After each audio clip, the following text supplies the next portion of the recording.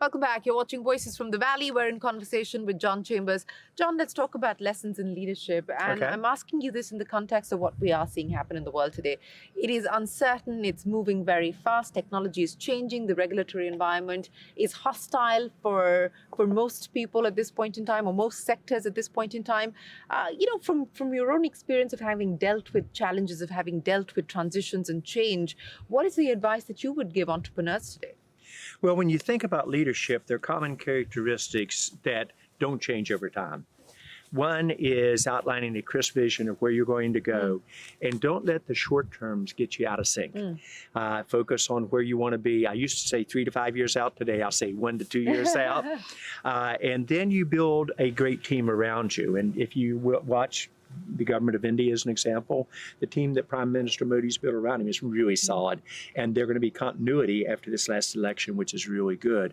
So I look at how well does a leader, she or he, get a team around them that complements their strengths. Third thing is you outline a vision and a strategy. You inspire hope that it's possible to do. Then you say, here's how I'm going to do it. Here's the way we're going to measure success. You regularly report back to your employees, your shareholders, your customers. Your point about agility, you have to be agile in this world. Don't waste a lot of time. My parents are both doctors. They taught me, if you can't change something, focus on what you do control and influence, and don't waste a lot of cycles on what you cannot change. So we're going to have to deal with an uncertain world, an agile world that you said. For the government leaders, I encourage them to think big picture and what we're trying to accomplish, and accomplish things legislative as opposed to regulatory. When you do things by regulation, that can often get you into trouble. Then I think leaders have to dream big and have to have the courage to do that. And then the one thing that many of my startups, and I didn't understand at first either, they get vision and strategy quickly. Culture. Great cultures win. That could be true of a Tata. It could be true of a Unifor that you've talked to while you were here. It was definitely true of a Cisco, definitely true of an NVIDIA. And so understand how important your culture is and what it is not in terms of it. And then dream big. That's a common theme for me. Well, clearly it is a common theme for you, but if I were to ask you to identify some of the key mistakes that you made, but also more importantly, the lessons that you learned from those mistakes and the changes that you made from them. Okay, so I'm going to add a small transition, as you knew I would going into it. We all like to talk about our successes. So what I enjoyed most of the successes, changing the world with the internet, creating the most valuable company, 10,000 millionaires among our employees my first 10 years there. I won every economic award there was, but also won every corporate social responsibility award there was around the world. Being part of that was really exciting. And even today, when the people that responded to the Wall Street Journal article came out, they said, we saw a vision and we went for it together, and we did on it. So those are successes. Mistakes made, first, if you're taking good business risks, is the only way you're going to get ahead. There are going to be mistakes along the way. And having the courage to make those and then learn from them on it. Mistakes, I've made a lot of them. I've seen every movie at least once, and I've made every mistake at least once as well. But perhaps the one that basic mistakes made a young leader will make is if you have a leader of your team who is working hard and is a good person, but they can't do their job. As a leader, I tried to help them, and I was very patient. And what I didn't realize is when they're not doing their job, it affects the whole team. And then it goes from the problem of the leader to me. So I didn't change many people at Cisco, but we built the strongest team. Moving them at the right time is a mistake, and waiting too long to move them is the mistake that they do. In terms of real big mistakes, doing the same thing right for too long. For 40 quarters, we hit every quarter plus 1 to 3 cents and never missed.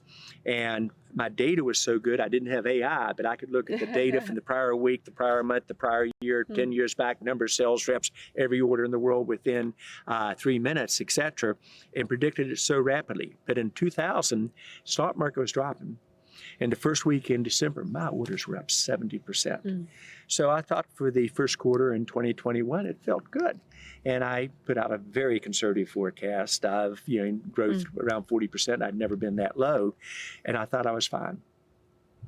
Mid-January, 45 days later, our orders were down 50%. Mathematically impossible. 25% of my customers didn't stop order. They went out of business, went bankrupt. And so when you see trends in the market, you have to understand doing the right thing too long can get you into trouble. And it was terrible because I laid off 7,584 people, all of which I'd hired. They were my extended family on it. I let down my shareholders. People said, are you really the right one to lead Cisco? And that's a fair challenge. We came back stronger than any of our peers, but that doesn't make it any better. So as a leader, I'm more of a product of my mistakes. However, usually I only make the same mistake once. 2007, we saw orders from our financial institutions, 8 of our top 9 banks, slow. And I asked the CEOs, but I know my stuff. I said, all right, what's going on? Tell me, is there something I should be aware of? And they said, no, we're just being a little bit conservative. 8 out of 9? No. I said, there's an economic challenge coming. I think it's going to be severe. My stock got hammered a little bit. But we saw the economic downturn that became the Great Recession in 2008 almost a year ahead of everybody else. And we positioned our company for it. So this time, we actually grew sales. We extended credit to the automotive companies on a world basis. No one would do that at that time. And we powered right through that. So I think learning from your mistakes become key. I've made a lot of them in terms of the overall approach. One of the mistakes that I hope high-tech leaders don't do that we did well the first time was originally when we formed TechNet here in the Valley, we'd go to Washington, D.C. and we'd do a flyby once a year and we'd tell them how much they're messing up and we'd fly back out. That was terrible. But we realized over time that government leaders and regulators want to do the right thing. So you invest the time with them and you become part of the process. So at Cisco, we never had an issue anywhere in the world, almost regardless of form of leadership with governments or with regulations. I think it's important that people realize working with governments, especially with the speed that you and I have talked about how quickly things are going to change, is a requirement. And working with all levels toward it and toward a common goal and set your North Star and be able to handle it. Other mistakes made when you hit a crisis, realize that at least half of that crisis was self-inflicted.